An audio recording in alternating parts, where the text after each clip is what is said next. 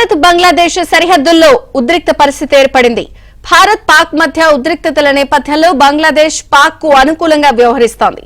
ఈ క్రమంలోనే భారత్ బంగ్లా సరిహద్దుకు పాక్ ఐఎస్ఐ మిలిటరీ దళాలు చేరుకుంటున్నాయి. మయన్మార్ బంగ్లాదేశ్ సరిహద్దుల్లో భారత్ కూడా పెద్ద మొత్తంలో సైన్యాన్ని మోహరిస్తున్నట్టు సమాచారం.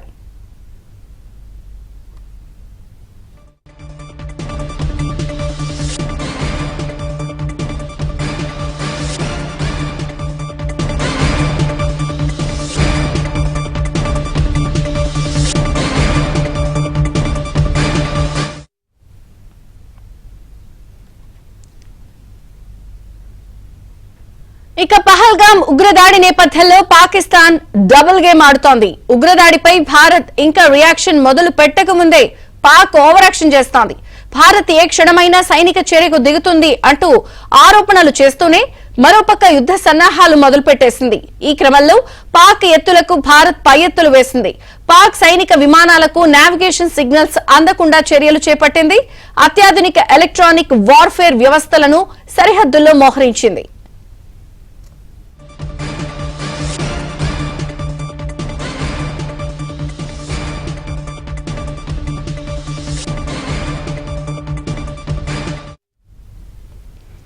భారత్ మోహరించిన అత్యాధునిక ఎలక్ట్రానిక్ వార్ఫేర్ వ్యవస్థలు పాక్ సైన్యం వినియోగించే గ్లోబల్ నావిగేషన్ శాటిలైట్ సిస్టమ్ సంకేతాలను బలంగా అడ్డుకుంటాయి. దీంతో పాక్ సైనిక విమానాలు, డ్రోన్లు, గైడెడ్ మిసైల్స్ భారత్ లో లక్ష్యాలను గుర్తించడంలో తీవ్ర గందరగోళానికి లోనవుతాయి. ఫలితంగా యుద్ధ రంగంలో ఏం జరుగుతుందో అర్థం చేసుకోలేని స్థితికి పాక్ సైన్యం వెళ్తుంది.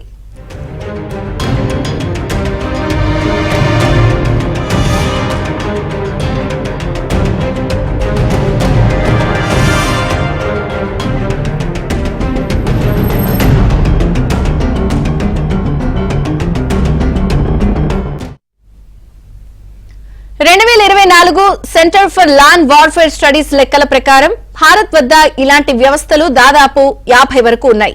ఇక వాయుసేన రఫేల్ యుద్ధ విమానాల్లోని స్పెక్ట్రా సూట్స్, నావీ వినియోగించే శక్తి సిస్టమ్స్ కూడా నావిగేషన్ సిగ్నల్స్ ను జామ్ చేయగలవు.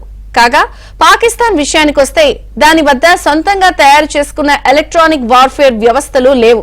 కానీ చైనా నుంచి దిగుమతి చేసుకున్న DWL-002 జర్బా కోస్టల్ EW సిస్టమ్ వంటివి ఉన్నాయి. వీటితో పాటు కమర్షియల్ జామర్లను పాక్ వాడుతోంది.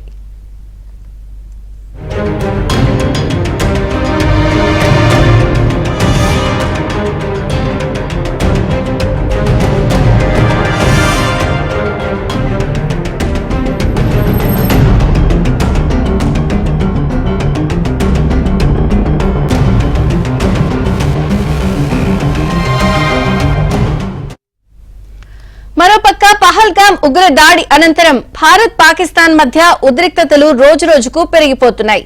ఉగ్ర దాడి అనంతరం పాక్ పై భారత్ పలు చర్యలు తీసుకుంటోంది.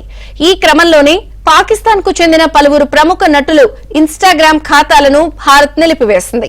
ఈ జాబితాలో హనియా ఆమీర్, అలీ జాఫర్, సనం సయీద్, బిలాల్ అబ్బాస్, ఇక్రా అజీజ్, ఇమ్రాన్ అబ్బాస్, సజల్ అలీ ఉన్నారు. వీరిలో మొదటగా హనియా ఆమీర్ ఖాతా నిలిచిపోయింది.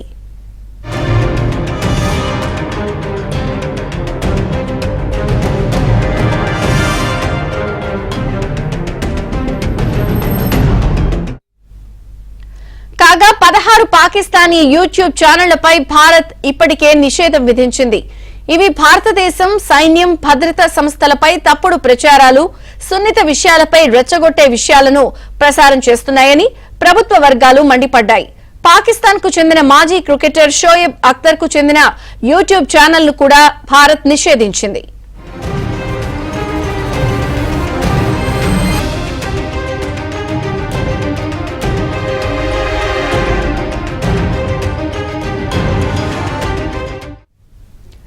పహల్గామ్ దాడికి ప్రతిస్పందనగా కేంద్ర ప్రభుత్వం ఇప్పటికే పలు చర్యలు తీసుకుంది. అందులో భాగంగా సింధు జలాల ఒప్పందాన్ని రద్దు చేసింది. ఇస్లామాబాద్ లోని భారత హైకమిషన్ ఉద్యోగుల సంఖ్య తగ్గించింది. ఢిల్లీలోని పాకిస్తానీ హైకమిషన్ లోనూ ఉద్యోగులను తగ్గించింది. పాకిస్తానీ పౌరుల వీసాలను రద్దు చేసింది. ఈ పరిణామాల నేపథ్యంలో భారత సైనిక చర్యకు దిగే అవకాశం ఉందని పాక్ భయపడుతోంది.